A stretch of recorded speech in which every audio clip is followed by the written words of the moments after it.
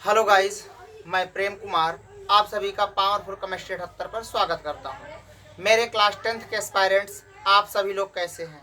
हमें आशा है कि आप लोग स्वस्थ होंगे, मस्त होंगे, ज़बरदस्त होंगे और अपनी तैयारी बढ़िया तरीके से कर रहे होंगे। मेरे क्लास 10th के एस्पायरेंट्स, आप लोग इसी तरह से बने रहिए पावरफुल केमिस्ट्री 78 पर और अपने दोस्तों को भी शेयर करते रहिए ताकि उनका भी भला हो सके। तो मेरे बच्चों, हम अपनी जर्नी में पहुँचे थे प्रबल अम्ल और प्रबल क्षार। बताए थे ऐसे पदार्थ या ऐसे अम्ल जो अपने आयनों में पूरी तरह से वियोजित हो जाते हैं, पूर्णतः वियोजित हो जाते हैं, उसे हम क्या कहते हैं? प्रबल अम्ल। और दुर्बल अम्ल ऐसे अम्ल जो अपने आयनों में पूरी तरह से वियोजित नहीं होते हैं, अर्थात अपने आयनों पूरी तरह से नहीं टूटते हैं, तो उसे हम दुर्बल अम्ल कहते हैं। तो हम अपनी जर्नी में आप पहुंचे आज प्रबल क्षार सीखेंगे। क्या सीखेंगे मुन्ना? प्रबल क्षार।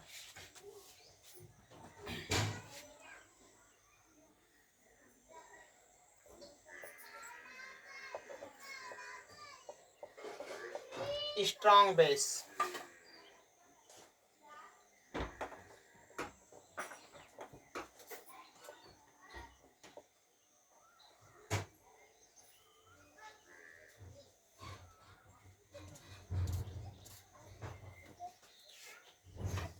देखेंगे बच्चों, प्रबल अम्ल होता क्या है। ऐसे अम्ल, सॉरी गाइस, प्रबल क्षार है। हाँ, स्ट्रॉन्ग बेस, प्रबल क्षार। ऐसे क्षार, ध्यान सुने मुन्ना, ऐसे क्षार जो जलीय विलयन में अपने आयनों में पूरी तरह से वियोजित हो जाते हैं, अर्थात पूर्णतः वियोजित हो जाते हैं, तो उसे हम क्या कहते हैं मुन्ना? प्रबल क्षार। क्या कहते हैं? प्रबल क्षार।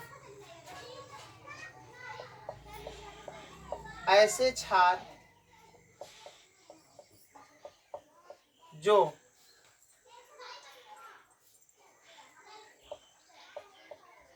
जलीय विलयन में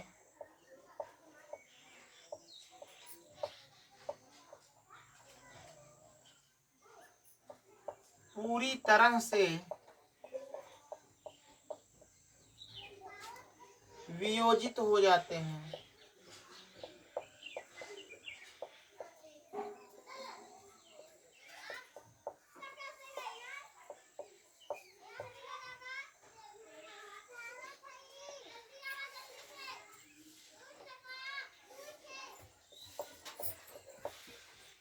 तो उसे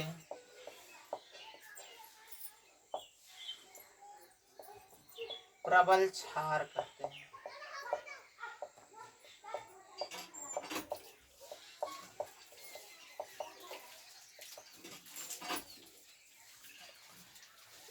जैसे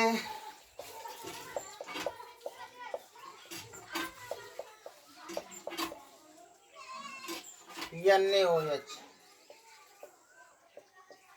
KOH आदि।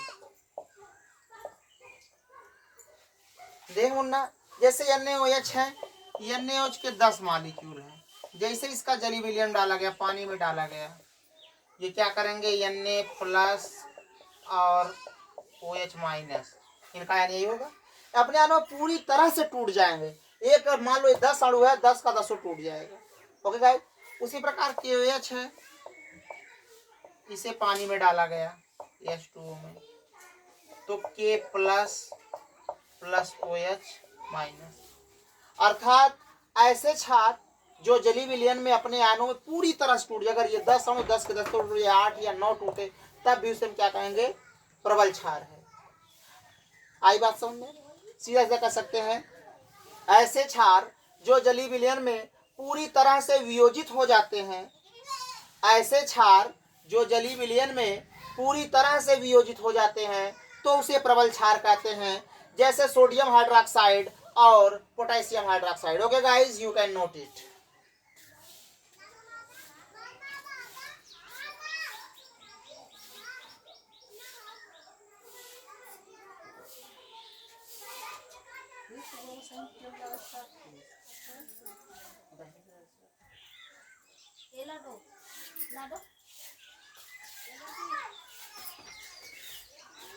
तो बच्चों आगे देखते हैं। अब हम पढ़ेंगे दुर्बल क्षार।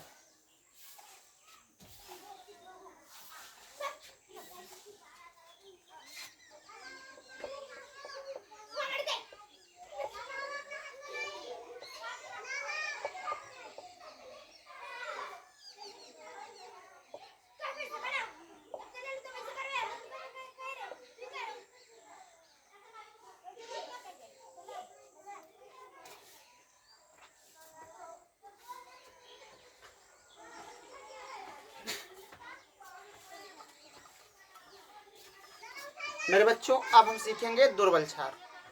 जानते हैं दुर्बल क्षार क्या होता है? ऐसे क्षार जो जलीय विलयन में अपने आयनों में पूरी तरह से वियोजित नहीं होते हैं, अपने आयनों में पूरी तरह से वियोजित नहीं होते हैं, तो उसे हम दुर्बल क्षार कहते हैं। देखेंगे ध्यान से।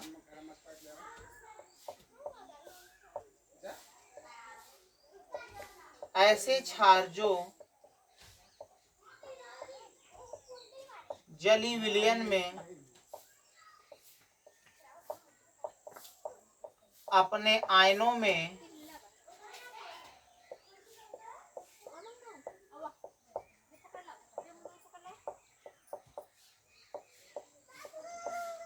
पूरी तरह से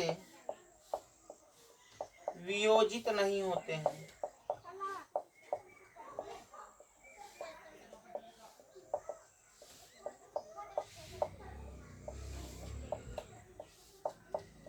तो उसे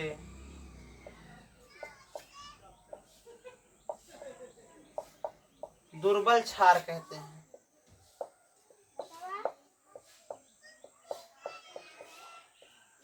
जैसे अमोनियम हाइड्रोक्साइड यानी H4OH। देखेंगे बच्चों, मान लो अमोनियम हाइड्रोक्साइड का 10 मॉलिक्यूल हम ले लिए, इसको जलीय विलयन बनाएंगे H2O, तो यानी H4+ हो जाएगा,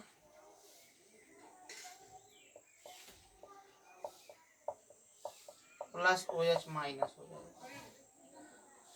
तो मान लो इसके 10 मॉलिक्यूल है, कम से कम टूटेंगे, 4 टूट सकते हैं, 5 टूट सकते हैं, 3 टूट सकते हैं, बाकी जिस कहते हैं CnH4OH के रूप में से सीधा सीधा पड़ा रहे।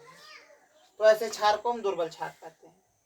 ऐसा क्षार जो जलीय विलयन में अपने आयनों में पूरी तरह से वियोजित नहीं होता है, तो उसे दुर्बल क्षार कहते हैं। Guys, you can note it.